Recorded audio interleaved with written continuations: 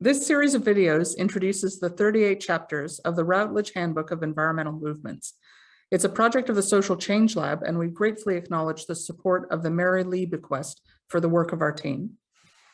Hi, everyone. My name is Winifred Lewis. I'm a professor of psychology at the University of Queensland. Hello, my name is Zach, and I'm a student in psychology at UQ. Yeah, and what we're doing now is we're making videos about the chapters of the Routledge Handbook of Environmental Movements. And today we are actually recording for the final chapter, chapter 38. And the title of the chapter is The Future of Environmental Movements. And the author is Carl Passegard. He's a professor of sociology at the University of Gothenburg in Sweden. He's a cultural sociologist and a scholar of social movement studies. I guess, this is a fascinating chapter. And one of the things he has to cover is really the future of the world. So it's a bit sprawling. It's a big beast of a chapter. So what are the three scenarios that the author picks out for us to focus our attention on, Zach? Well, he looked towards radical transformation, business as usual, and collapse. So the author believes that in the future, we can adopt any of these three futures might come to hold. So one of the thing, radical transformation, for example, was in the future, there could be a break in the social economic system. So politicians and society will both respond quickly and coordinate to create a pathway to escape a bad ending. As a result, global warming can be kept to a minimum. However, logically, that is quite impossible due to how unrealistic that would be, since we are very selfish by nature. So if we try to influence the elites, they will fight back, and we cannot just take drastic measures, since the general public will riot back. Furthermore, if you do it very quickly, mass protests could be created due to lack of care. So that's one of the possible futures and how that could be quite unrealistic. So the second one will be business as usual, which is the more realistic approach, where there'll be stepped up approaches and step up efforts and gradual increase of measures to counter global warming. However, these will still doesn't really help to counter the main problems. All it does is just ignores the crisis, ignore the causes of the crisis, and just addresses other small issues. And the last future is the collapse, where everything breaks down, and it can happen through a multitude of causes. So yeah. And by collapse, he's really not even saying necessarily that we're going to go extinct, although that is a possibility, but we could just see our civilization go backward, like in the dark ages of Europe in the 1300s and so on, when cities became smaller and quality of life was tougher and people died earlier and diseases spread again. So the society that was functioning at a higher level will go downward to a lower level. And in mobilizing for these three different pathways, the author talks about three challenges of the social movements. And the first one that he mentions is, social justice. So one of the points that he makes in the chapter, and I think it's consistent with the messages of the other chapters, is that a lot of the early environmental movements, particularly in the global north, focused on the environment as disconnected from the people and the politics. So there might be a movement to, protect forests or protect biodiversity. And that was really disconnected from a struggle for social justice. But he articulates it as a challenge of the world environmental movement that in the global south and in a lot of new movements, that distinction, that alienation is really rejected. And people talk about environmental social movements and socio-environmental movements, where, for example, when we look in Latin America, part of the reason why the environment is being or has been destroyed is the operation of foreign-owned corporations and colonialism that have come in and plundered the natural environment at the expense of locals. And that's the same here in Australia with settler society here and around Asia. When we look at who's destroying the environment, it's connected in with themes of power, inequality, and injustice.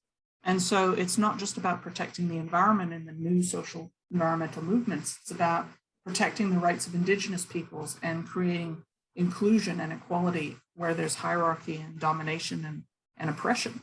And so not all environmental movements are comfortable with that. And so that's one challenge. And there's another challenge that he talks about, and that is dealing with the apocalypse. So the idea here is that the early environmental movements very much focused on the idea that there's challenges that we face that we need to mobilize to prevent. So for example, climate change is happening and we need to try and reduce that from happening or hold it to a certain window, like 2 degrees of global warming. And that movement is almost optimistic and kind of focuses on technology. But there's other parts of the environmental movement that really have come to the conclusion that we can't prevent climate change, that we've passed tipping points. You know, we've got the burning of the Amazon forest and what's happening in Siberia. And so those guys are kind of really about despair and giving voice to their despair. And sometimes it's about creating art and poetry, you know, to give voice to despair, or creating societies where people are planning how they're going to live after civilization has collapsed. And then there's a third wing of the environmental movement that really has a different relationship again, which sees it as possible to act, but only if we act immediately now. So that's using a sense of, of mobilization based on despair and urgency. And that's the third theme that he talks about, isn't it? Tell us about. Yes. So the third one is emergency action. So we do understand that we need to take action immediately. However, sometimes the higher ups just don't listen. So for example, the governments or the politicians, they don't listen, or they just don't listen that fast because there are quite a lot of stuff that needs to be done beforehand. As such, instead of going the conventional route, which is to send a report or write a letter to the higher ups, some activists do take draconic measures or drastic measures and suggest civil disobedience and mass mobilization to bring pressure on the political system. So this can, so one examples could be climate change activists standing up and blocking streets or inciting riots or protests. So this, and the idea, I think, for a lot of these guys is that we can't just look at what is politically possible now. We have to look at what's needed for the climate system to be protected, and then try and achieve that, even if it seems like we have to break the rules to do it. So it's a very interesting chapter. I guess when I read it, I felt like, it's a grim future that we're hurtling towards. Even though the author outlines the 3 potentials, I think you're right, and how you presented it, Zach, that the first 2 are seen as a little bit less realistic and collapse is seen as destiny. But it does make it seem very dark. Yeah, dark. I guess I also appreciated the invitation to think about these tensions and challenges in the environmental movement, especially around the world. So I thought those were some of the themes that I picked out of the chapter. What about you? Was there things? What was your reflection on the chapter? It's mainly the same as you, but I realized that the author saw it from a different perspective to why activists or some activists really take on draconic measures. So for the emergency actions, he, instead of just seeing them as nuisances, he saw the reason to why they act that way, which was to create a sense of panic, which usually result in action being undertaken. So that was quite interesting for me. Well, that's a really great point. And I guess that's, part of the reason to read this chapter is that it comes at the end of this really fascinating book and is a capstone, but it's really worth reading in its own right as well. And I think part of it is about what you just said, that understanding the different branches of the movements and how they're responding to these 3 challenges and the scenarios. Well, we might end there. And I'd like to say thank you, Zach, for participating. And thank you to our viewers. Thank you for watching and being here with us today. Bye now. Bye. For those of you watching, be sure to subscribe and follow us at Social Change UQ.